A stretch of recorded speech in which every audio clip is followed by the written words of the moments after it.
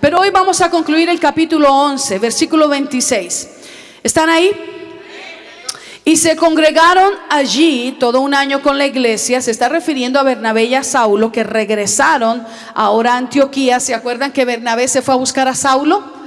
Y ahora lo trae con él de regreso. Le es de suprema ayuda, de una ayuda muy vital para darle cimiento y solidez a la iglesia joven y fiel. Ese es el título del mensaje, la iglesia joven y fiel, que está levantándose en una zona que se llama Antioquía. Amén, ahí estamos ahorita geográficamente. Entonces vienen Bernabé y Saulo, ellos siguen engranados en el trabajo del ministerio. Y el versículo 26 dice: y se congregaron allí todo un año con la iglesia y enseñaron a mucha gente, y a los discípulos se les llamó como cristianos por primera vez en Antioquía. En aquellos días unos profetas descendieron de Jerusalén a Antioquía, y levantándose uno de ellos, llamado Agabo, en algunas versiones dice Ágabo, daba a entender por el Espíritu. ¿Por quién daba a entender? ¿Se fija que ese Espíritu comienza con la E mayúscula? Está haciendo referencia no por el espíritu del hombre, sino por el Espíritu de Dios. Amén. Este profeta daba a entender por el Espíritu que vendría una gran hambre en toda la tierra habitada. Quiere decir que había parte de la tierra que no era habitada, como hasta el día de hoy, la cual, esa hambruna, sucedió en tiempo de Claudio. Entonces los discípulos, cada uno conforme a lo que tenía, cada uno de acuerdo a qué. Están leyendo conmigo. Cada uno conforme a lo que tenía, determinaron enviar socorro a los hermanos que habitaban en Judea. Se refiere específicamente a la iglesia en Jerusalén, lo cual en efecto hicieron, enviándolo a los ancianos, que es otro sinónimo para los pastores, por mano de Bernabé y de Saulo. Amén. Muy bien, vamos a retomar ese versículo. A los discípulos se les llamó por primera vez cristianos en Antioquía, que quiere decir de Cristo como Cristo, ¿verdad? En eso pausamos, de Cristo como Cristo. Incluso les relaté la anécdota que figura en en las historias de Alejandro el Grande, el joven emperador, uno de los más jóvenes como emperadores, que subió al lugar para tomar y extender prácticamente el imperio griego. Alejandro el Grande conquistó el mundo de su época antes de los 30 años, y se calcula que lo hizo más o menos alrededor de 10 años. Eso es récord en toda la historia de la humanidad, lo que este hombre o este joven logró. Un militar de tan grandes alcances. Y él escuchó de un soldado, en eso fue lo que quedamos, ¿no? En un soldado que tenía el nombre de él, que también se llamaba Alejandro, pero tenía la fama de ser cobarde. Y dice la historia que el día que Alejandro encontró al soldado, le dijo exactamente esto: o cambias tu forma de ser, o te cambias el nombre. ¿Qué clase de cristianismo nosotros profesamos? No voy a pensar: ¡ay, qué bueno la pastora! Le va a dar duro a esa hermana. ¡Ay, qué bien! Va a tocar un temita que yo no lo he podido tocar con el hermano, pero mire. No, miremos introspectivamente dentro de nosotros. ¿Qué clase de cristianismo profeso yo? Amén. ¿Qué clase de cristianismo me distingue? ¿Qué clase de cristianismo estoy yo viviendo? ¿Estaré viviendo un cristianismo preocupado por complacer a toda la gente o a Dios? Amén. Eso es importante. Un cristianismo al estilo de Hollywood, posiblemente, como a veces me refiero a él, donde todas las pasiones nos afloran y nos dominan, porque Hollywood puede ser una ilusión, para cualquiera, ¿verdad que sí? Sí, puede ser una ilusión para cualquiera. Y decimos despectivamente este término a veces nosotros los cristianos evangélicos, tan santos, tan espirituales, tan consagrados, Hollywood, pero nuestra conducta a veces lamentablemente es igual que los personajes de allí de Hollywood. Hoy por hoy es fácil conocer cristianos que se llaman así cristianos, pero no tienen ningún reparo para ser infieles. No tienen ningún reparo para cometer aborto. Sí, vivimos en esa sociedad. ¿Están conmigo, verdad que sí? No tienen ningún problema con embriagarse, pero son cristianos. Son bien cristianos. ¿Y qué tal la propuesta de la experiencia de Alejandro? Que Jesús nos visitara y dijera: o cambias tu forma de ser, o te cambias el nombre. Amén. ¿Están conmigo? Aleluya, gloria a Dios. Yo creo, hermanos, que en realidad aquí el Señor nos está formando para vivir un cristianismo que es evidente y sea evidente a todos, con nuestro estilo de vida, que quien reina en nosotros y gobierna en nosotros es Jesús. Que cuando la gente nos vea y cuando la gente nos escuche, cuando la gente nos observe, la gente pueda decir: allá va ese de Cristo, ese que es como Cristo. Amén. No aquel que dice que es de Cristo y que es como Cristo, pero mira cómo habla, mira lo que hace, mira los lugares que frecuenta, mira los programas que él mira, mira la literatura que consulta y dice que es cristiano. Aquí no hay de esos, gloria a Dios, amén. Sino que puede la gente confiar y decir distinguidamente de Cristo y como Cristo, amén. ¿Sabe, mi amada iglesia? Regularmente para quienes nos es más difícil dar testimonio de Jesús es para los de nuestra propia casa. Sí, para los de nuestra propia casa, los de nuestra propia familia. Es mucho más fácil representar a Jesús aquí en la iglesia, especialmente los domingos. ¿Cuánto le dan la gloria a Dios? Porque estamos todos bien lindos, perfumados. Vamos el domingo, el día del Señor, a la casa del Señor. ¡Qué lindo! Pero representar a Jesús en nuestro hogar, eso es un desafío constante, ¿no es cierto? ¿No es cierto? De ahí que muchas familias de ministros no siguen a Jesús.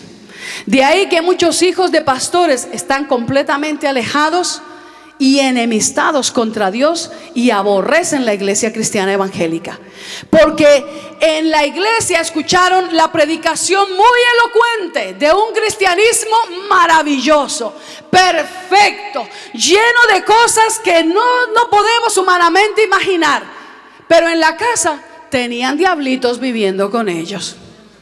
¿Están conmigo? Pero alabado sea el Señor que nosotros estamos determinados y resueltos que el cristianismo que nosotros predicamos transforma en primer lugar nuestro estilo de vida. Amén. Un cristianismo que sea contundente. Ella vino a Jesús y era chambrosa antes. La gente dice, era bien chambrosa. Ahora dice, ella es de Cristo, como Cristo. Amén. Él era bien pleitista, bien peleón, bien ofensivo con su lenguaje. Pero ahora que lo escuchan dice, Él es de Cristo, Él es como Cristo. Amén. Aquellos que vinieron a Jesús y nunca tenían una palabra de esperanza ni de consuelo, todo era quejas, todo era murmuración, todo era una lástima, una victimización completa. Hoy tienen una palabra de esperanza, de consuelo, de poder. Hoy le inyectan a alguien ánimo en el nombre de Jesús y la gente dice, tiene que ser que es de Cristo porque es como Cristo. Amén. Que el Señor nos ayude, porque nosotros somos de Cristo y somos como Cristo, gloria a Dios. Y en estos versículos que hemos leído, uno de los primeros puntos, amada iglesia, en los que quisiera hacer un énfasis, es que conforme a su fidelidad, Dios le confía a esta iglesia joven más. Amén. Conforme a su fidelidad, Dios le confía más. En Antioquía se había fundado una iglesia vibrante. ¿Usted se da cuenta? Una iglesia vibrante, una iglesia dinámica, una iglesia vigorosa, una iglesia en su mayoría compuesta por gentiles, pero una iglesia llena del dinamismo, del poder del Espíritu. Era una iglesia maravillosa en los versículos que nosotros leemos ahí. Interinamente está siendo dirigida o pastoreada por Bernabé y por Saulo. que entre las muchas cosas buenas que esta iglesia comienza a mostrar, nos deja ver que en lo que Dios le iba confiando a la iglesia iba siendo fiel. Vamos a entrar a esto. La iglesia administraba con delicadeza, con empeño, con diligencia las bendiciones que el Señor le iba dando. Y esto es muy, muy importante para nosotros. Porque hay quienes dicen: cuando Dios me bendiga grandemente, tan grande que me gane la lotería, ese día voy a ser fiel. ¿No va a ser fiel? La fidelidad es una disciplina que se cultiva. ¿No me entendieron? La fidelidad es una disciplina que se cultiva. La fidelidad no estriba en las promesas, estriba en los desafíos cotidianos que nosotros tenemos que enfrentar, y estamos frente a la decisión de ser o no ser fieles, y nos resolvemos por ser fieles. Entonces lo vamos cultivando. Amén. No podemos ser de aquellos que esperan ser supremamente bendecidos. El día que Dios nos confíe el estadio del RFK en Washington, ese día me congrego. Ese día no vas a saber qué hacer. A lo mejor, si el Señor se lo da vida abundante, no va a haber ni por dónde usted entre y se siente, porque va a estar lleno eso. Algunos se quedaron como... Sí. Es tremendo. No podemos nosotros esperar a tener lo grande, lo maravilloso, lo más brillante, lo más poderoso, para entonces empezar a ser fieles, porque la fidelidad es una disciplina que se cultiva diariamente. Amén. Y esta iglesia joven, amada iglesia, no esperó a tener mucho para mostrar sus capacidades de administración y de responsabilidad. Lo hizo con lo poco que iba recibiendo. Eso poco, aparentemente, diga conmigo, aparentemente, que bien administrado nos lleva a mucho. ¿Están conmigo? Así es. Si esperas a tener mucho para ser fiel, para empezar a obedecer, te vas a quedar esperando. Y además vas a terminar perdiendo lo poco que crees tener. Esa es una ley en la palabra. ¿Qué dice la ley? Al que en lo poco es fiel, en lo mucho se le ha de poner. Esa es una ley. Amén. ¿A quiénes le comienzan a confiar más en los trabajos? Al que llega tarde, al que no se aparece un día y no se reporta, al que quedó de hacer un trabajo y le hemos dicho 1000 veces cómo hacerlo. Agarra este florero, lo pones en esta esquina, y después de 1000 veces se pone frente a mí y me pregunta: ¿cómo es que agarro el florero? ¿Y para dónde lo llevo? Que lo ponga atrás. Y uno se queda como... ¿Están conmigo, iglesia? En lo poco es fiel, en lo mucho Él nos ha de poner. Amén. Y esa iglesia joven de Antioquía comienza a destellar esa característica maravillosa, muy especial, que con lo que Dios le va dando, ellos van siendo fieles. Hay quienes están esperando un día ganarse la lotería para poder ser fieles. ¿Sabe que estaba predicando en México hace unos meses, cuando ustedes estaban también conmigo allá en oración, verdad? Y no sé cómo, mientras que estaba predicando, el Señor me dijo: lleva a la iglesia a esto. Es una iglesia bastante grande, bastante grande. Ellos se congregan en una fábrica que un diseñador de interiores, que es miembro de esa iglesia, ha arreglado muy lindo para que se vea como un auditorio muy especial este lugar. Y mientras que estaba ministrando, el Señor me llevó a decirle a la gente, a orar por ellos en el área de no solamente espiritual y relacional, sino de las finanzas. Y yo dije así, lo que el Señor puso en mi corazón: hay quienes están esperando ganarse una herencia para dar al Señor.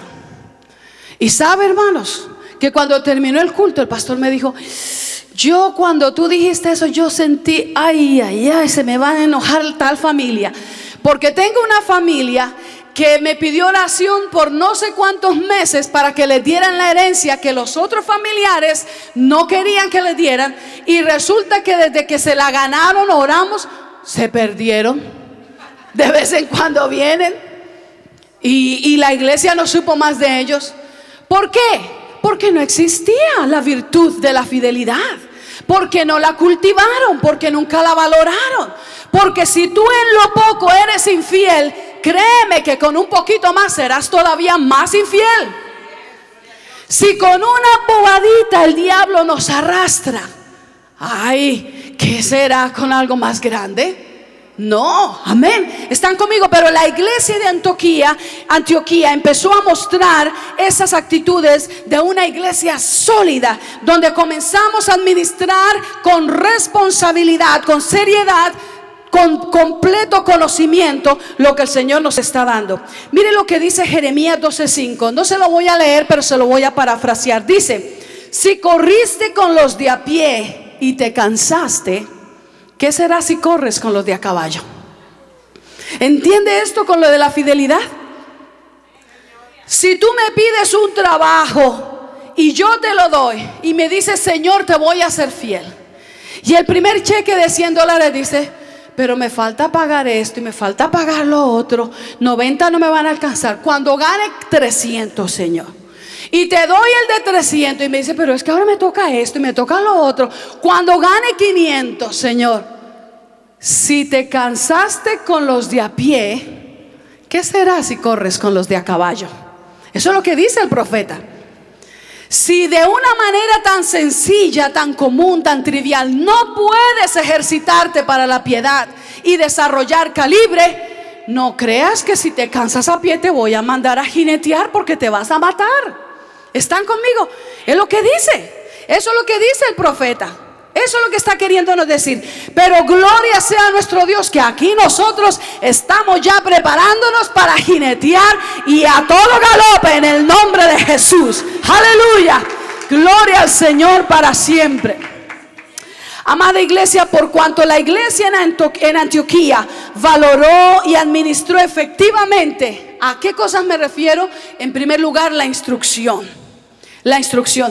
¿Usted qué cree que estar bajo el pastorado y el liderazgo del hermano Bernabé y del hermano Saulo era cosa sencilla? ¡Ja! Eso era cosa seria. ¿Usted cree que le toca hacer muchas tareas en la escuela de discípulos? Cierre los ojos, digan amén, los que están de acuerdo con eso.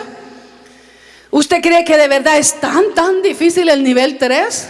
Y peor que la hermana Nuri nos pone a estudiar tantos pasajes, y ahora ahí nada más preparándonos, hermana Tatiana, en el nivel 2 y nos trae, pero que no damos una. ¿Usted lo siente muy riguroso? Si con los de a pie se cansa, ¿qué será cuando le toque a caballo? Amén. Sí, hermanos. Porque en lo poco, si somos fieles, en lo mucho Dios nos va a poner. Y quiero animar a los creyentes y decirles, repasarles nuevamente, que para que usted sea considerado para el servicio al Señor en posiciones de privilegios en la iglesia, usted debe llenar ciertos requisitos, porque esas son las normas de la iglesia. Amén. Además de ser bautizado en agua, además de mantener un testimonio cristiano en lo público, en lo privado, sin reproche alguno, también usted debe respaldar con sus finanzas, mostrar su compromiso, su pertenencia a la iglesia. Cada uno da conforme lo que tiene, nada más. Y también con su asistencia. Amén. Y nosotros también les enseñamos a ser contables.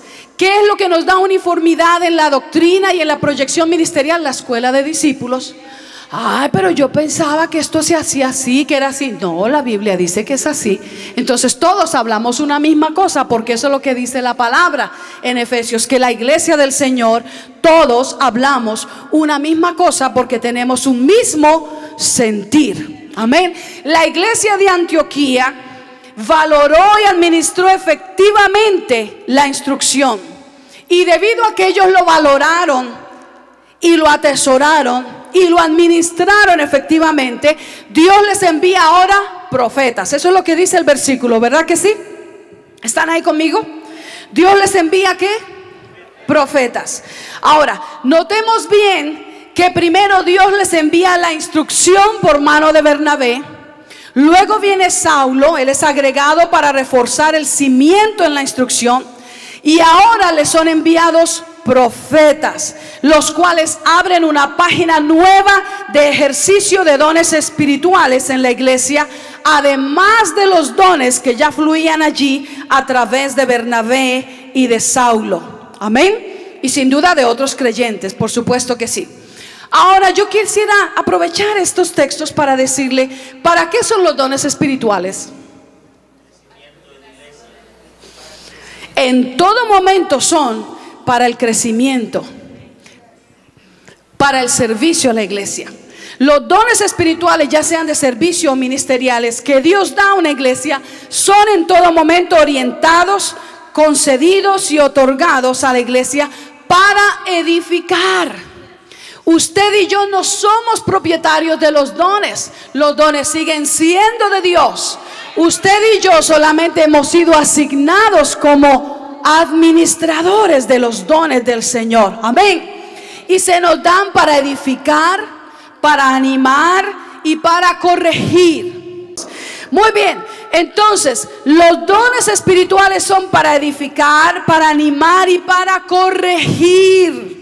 Para corregir. Y también son para que los incrédulos crean a Dios y lo alaben. Amén. Muy bien, ya casi avanzamos un poquito más. ¿Cómo sabemos que una profecía o un profeta es de Dios? Porque ahí nos dice que llegaron profetas. Y se levantó uno llamado Ágabo y dijo: viene una hambruna a toda la tierra habitada. Y la gente se quedó. Y posiblemente algunos hermanos de vida abundante que hubieran estado y hubieran dicho: ¿y cómo yo sé que eso es de Dios?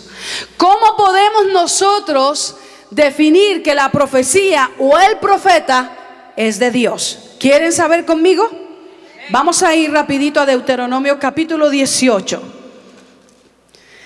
Esto nos va a ayudar para nuestro desenvolvimiento del liderazgo donde quiera que el Señor nos permite servir y fungir. Amén. Gloria a Dios. ¿Ya encontraron? Deuteronomio capítulo 18 versículo 21 dice: y si dijeres en tu corazón, ¿cómo conoceremos la palabra que Jehová no ha hablado? ¿Cuántos de ustedes alguna vez honestamente se han preguntado: ¿será que eso es de Dios? Sinceramente, cuando escuchan alguna profecía, algún mensaje en lenguas, de pronto alguno de ustedes se ha preguntado: ¿será que eso es de Dios? ¿Será que eso es del Espíritu? ¿Será que el hermano o la hermana comió muchos frijoles? ¿Será que no durmió bien? Puede ser, ¿verdad? Y aunque no se lo haya preguntado, es importante que usted esté instruido y usted sepa.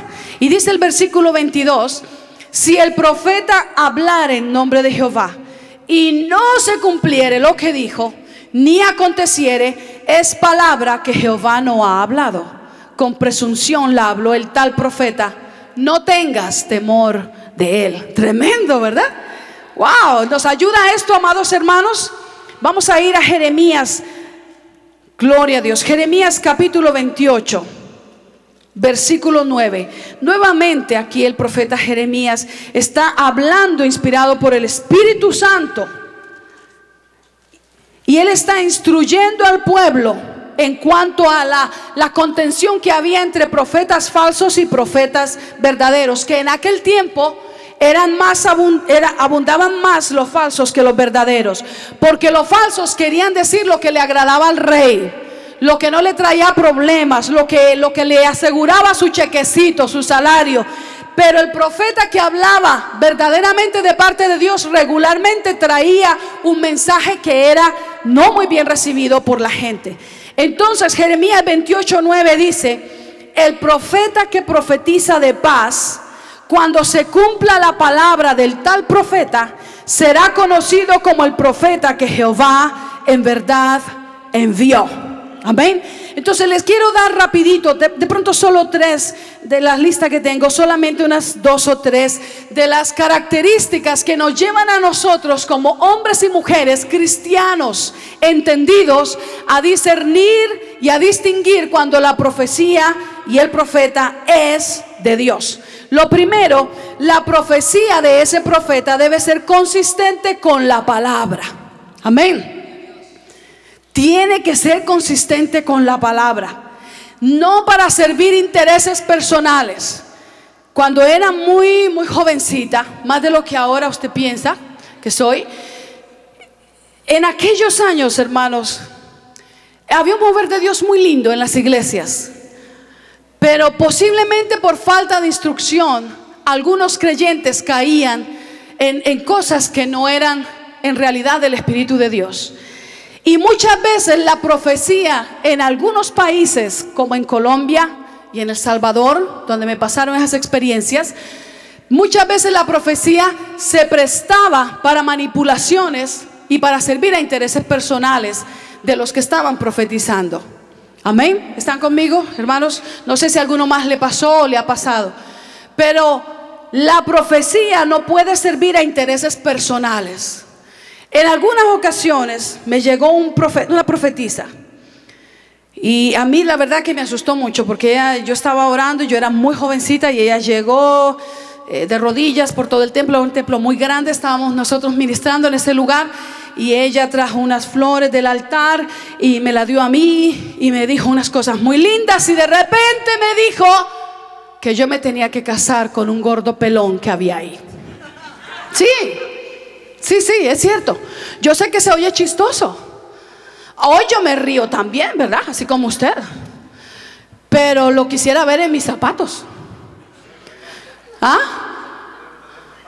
Hermanos, es obvio que el Señor me libró, aunque era muy joven, porque eso me pasó. Eso me pasó. La profecía no puede ser utilizada ni manipulada para servir intereses personales.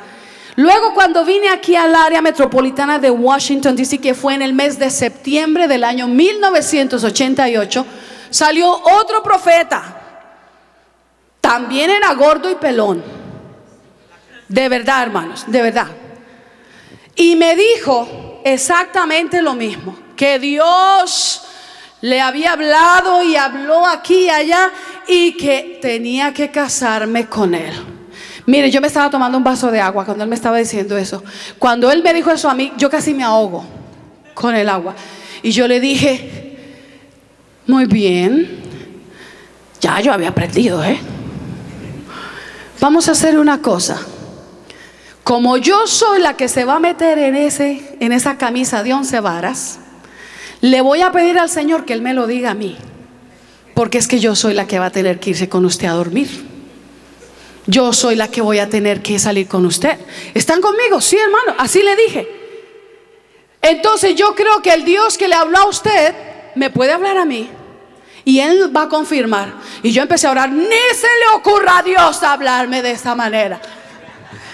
Se oye chistoso, ¿verdad? Pero amados hermanos, traigo estos ejemplos, de verdad, son jocosos, pero yo creo que nos pueden ayudar en la instrucción. Porque, sabes, aquí en el área hay muchos lugares y muchas iglesias que hablan de profecía, y la profecía no tiene nada que ver con la palabra. El profeta y la profecía debe ser consistente con la palabra. No puede servir intereses personales. El Señor dice que la hermana Conchita, que está por aquí, que desocupe la cartera ahí delante de la pastora. ¿Dónde está la hermana Conchita?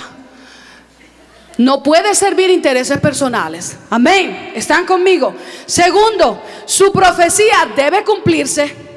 Amén. Debe cumplirse. Pero Dios me dijo en el año 50, cuando yo tenía 20 años, que yo me iba a casar a los 22. Ya tengo 80 y pico y no me he casado porque no llegó el candidato. No puede ser.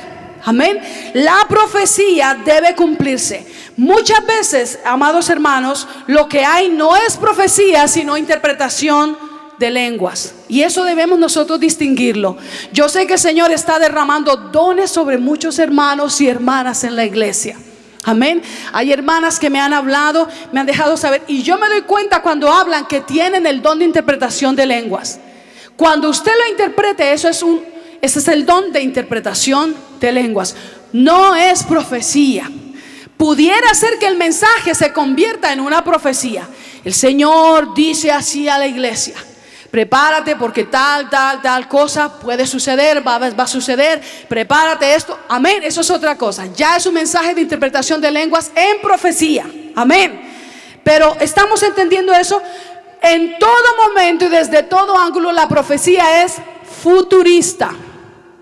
Amén. No vaya usted a confundir los dones. Hay el don de discernimiento de espíritus, que son de los dones de revelación, don de ciencia, palabra de conocimiento, y en esa línea estamos. Pero amados hermanos, el don de la profecía es futurista. Toda profecía es para el futuro. No puede venir el don de profecía o el profeta y decir: yo sé que te llamas Mariluz González. Bueno, yo también lo sé. Y yo sé que naciste el 29 de enero. No les digo el año. También yo lo sé. ¿Me entiende? Porque entonces estamos cayendo en prácticas que son muy similares al espíritu de Pitón, que es adivinación. De eso no hay en la iglesia del Señor. ¿Cuántos le dan la gloria al Señor? Amén. Gloria a Dios. Mi pasado no necesito que me lo profeticen, pues yo lo sé. Amén. Mi presente está redimido en Cristo. Lo que haya en el futuro que el Espíritu quiere enseñar a la iglesia, Señor, envíalo porque lo queremos. Si tú tienes algo para nosotros, lo recibimos. Amén.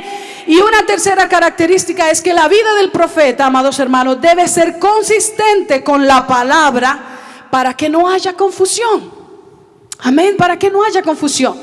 El profeta, la profetisa pueden ser utilizados, pero su vida debe caminar a la luz de la palabra para que haya edificación. Ahora, quiero cerrar este punto con esto. El mejor entendimiento de las predicciones de las Escrituras estriba en la obediencia de las instrucciones de las Escrituras.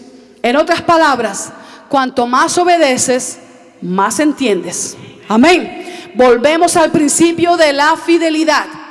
¿Tú solamente conoces este ABC del Evangelio? Obedécelo. Cuando comiences a obedecer eso, Dios te confía más, y comprendes más, y entiendes más, y aprendes más, y recibes más sabiduría, porque estás siendo fiel en lo poco que se te está confiando. No esperes saberlo todo para entonces comenzar a obedecer. Amén. Gloria a Dios. Cuanto más obedeces, más entiendes. Segundo, cuando se habla por el Espíritu, versículo 28 y 29 de este capítulo 11, quiere decir que lo que se evoca no es asunto provocado por nuestra humanidad, ni está regido o condicionado por nuestra humanidad. Eso es importante. Cuando dice esa línea que este profeta daba a entender, ¿por quién? Por el Espíritu, quiere decir que lo que él estaba a punto de pronunciar, de declarar, su evocación, es un asunto provocado, que es un asunto que no se provoca por nuestra humanidad, ni está regido ni condicionado por nuestra humanidad. Es estrictamente originado en el Espíritu de Dios. Amén. Eso quiere decir que habla por el Espíritu, que está estrictamente originado en el Espíritu de Dios, que es comunicado por el Espíritu de Dios al espíritu del hombre o de la vasija que va a ser usada para traer resultados de beneficio integral al cuerpo de Cristo y a todos nuestros entornos, pero primariamente resultados espirituales. Amén. Amada iglesia, la profecía de Ágabo se cumplió durante los años de Claudio César, el emperador de Roma en esa época. Se estima que duró alrededor de 2 años esta hambruna. Una hambruna, siempre la humanidad ha experimentado fases de hambre, fases de escasez. Pero cuando habla el Espíritu proféticamente utilizando una vasija de una hambruna, es porque es una hambruna sin precedentes. Quiere decir que es mayor. que azota de una manera cruel y devastadora. Claudio César reinó después de Calígula. ¿Cuántos de ustedes han oído del emperador Calígula? Él reinó después de Calígula y antes de Nerón. Mire las fichitas. Calígula y Nerón. Bajo el reinado de Nerón murieron la más alta estadística de creyentes en el Señor Jesucristo. Azotados, perseguidos, encarcelados, muertos en el circo romano, y aún el loco Nerón le prendió fuego a Roma y culpó a los cristianos y fueron desterrados. Tremendo, ¿verdad? Y en medio de estos dos reinados, el de Calígula, que fue el más depravado de los emperadores romanos, y Nerón, en medio de ellos reinó Claudio César. Le menciono esto solamente para decirle algo muy importante. Los dos emperadores más corruptos, más depravados, más degenerados que marca la historia del Imperio Romano, era lo que estaban en los extremos del reinado de Claudio César. Y dice que en el reinado de Claudio César vino una hambruna sin precedentes a toda la tierra habitada. ¿Están conmigo, verdad? ¿No será que eso nos puede ayudar a entender por qué la hambruna? ¿Por qué la tierra deja de producir? ¿Será por la maldad de sus gobernantes? ¿Será por la maldad de sus habitantes?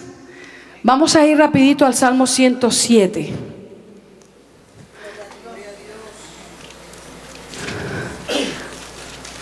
Salmo 107. Se lo voy a leer, versículo 33 y 34. Cuando dice Él, se refiere a Dios. Salmo 107, versículo 33 y 34 dice: Él convierte los ríos en desierto y los manantiales de las aguas en sequedales, la tierra fructífera en estéril por la maldad de los que la habitan. ¿A usted no le parece eso tremendo?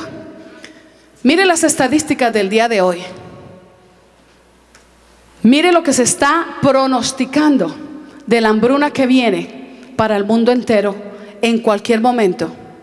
Aquí en Estados Unidos tenemos tú y yo la bendición de que es un país de abundancia, pero le aseguro que usted ya comenzó a sentir el rigor. ¿Verdad que sí? Cuando vamos a hacer el mercado, ya no se consiguen los productos. Mire, cuando nosotros vinimos a vivir a este país, aquí no se vendían las patas de gallina. Sí, es cierto. Las menudencias que se conocen. Ay, cuánto les gusta ese menudo. Ay, hermana Aurora entró en bendición cuando le mencioné el menudo. Aquí eso no se consumía.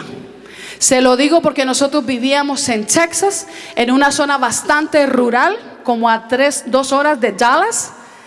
Y las compañías que preparaban los pavos, los pollos, cortaban las menudencias y todo se iba al zafacón. De ahí lo más que comenzaron a producir fue alimentos para perros.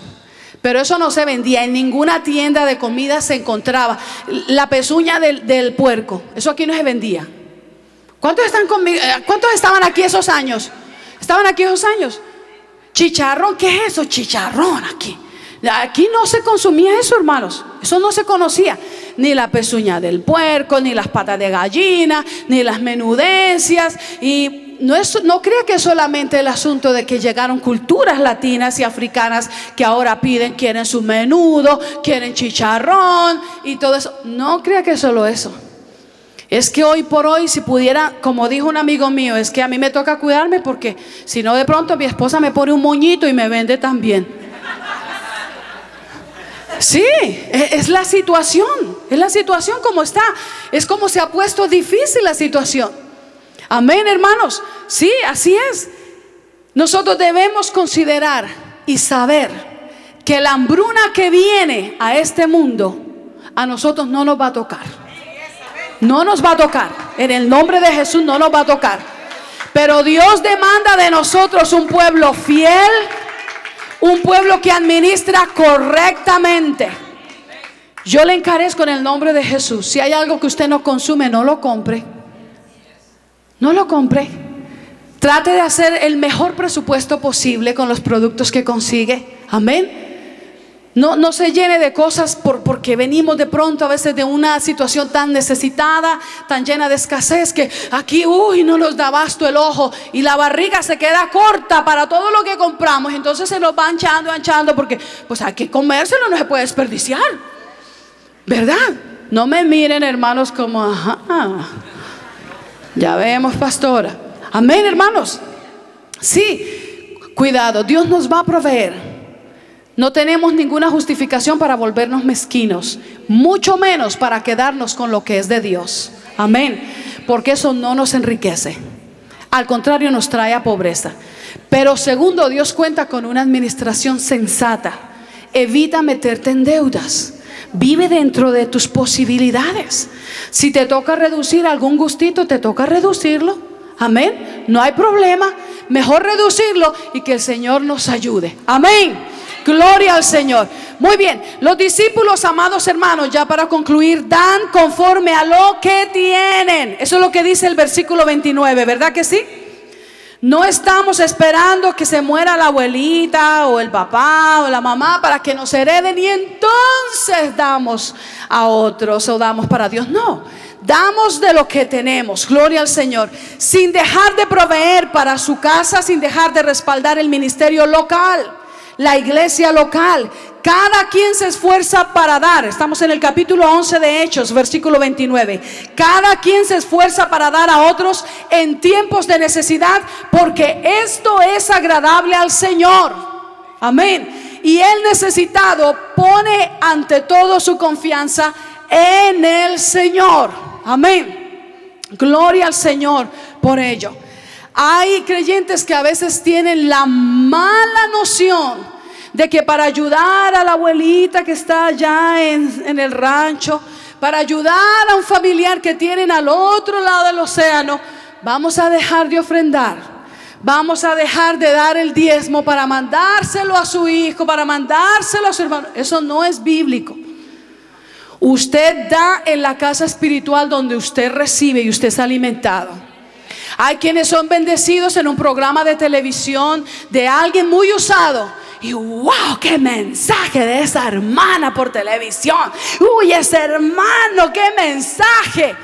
Pero el día que tienen un problema de salud, un problema con los hijos, no lo llaman a ellos, llaman al pastor de la iglesia. ¿Están conmigo? Nosotros damos en la casa espiritual donde nos congregamos. Amén. Si alguien está en necesidad por allá en la China, vamos a dar, no de lo que nos sobra. Nos esforzamos, nos sacrificamos y damos sin dejar de dar para nuestra casa. Amén. Salmo 37, versículo 18 y 19.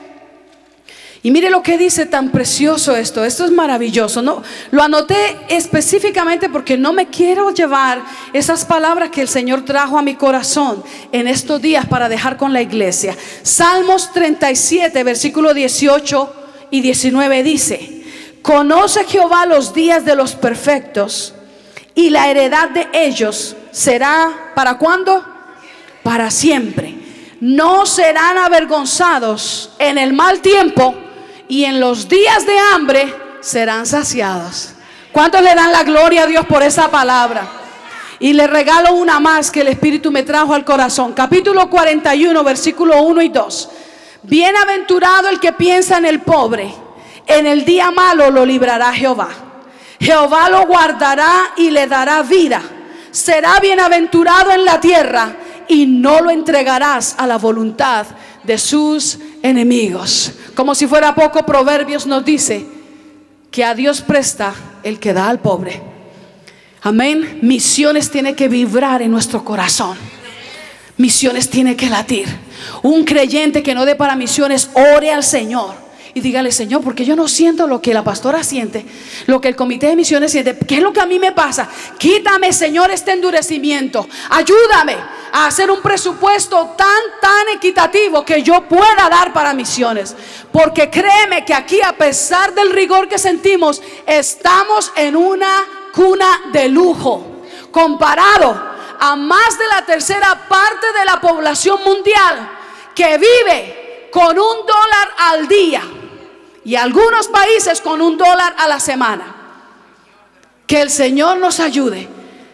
He experimentado ahora visitando más ciertos países que aquí nos acostumbramos a tanta holgura, a tanta comodidad, a tanto derroche, que en lugar de nosotros moderarnos, este país y esta sociedad y esta generación nos ayuda a desarrollar mejor una pésima actitud de egoísmo, que en lugar de nosotros moderarnos, estamos exigiéndole a la tercera parte del mundo que vive con mucho menos de lo que aquí tenemos, estamos pidiéndole que sean ellos los que se asfixien para nosotros no incomodarnos en esta cuna de lujo que vivimos.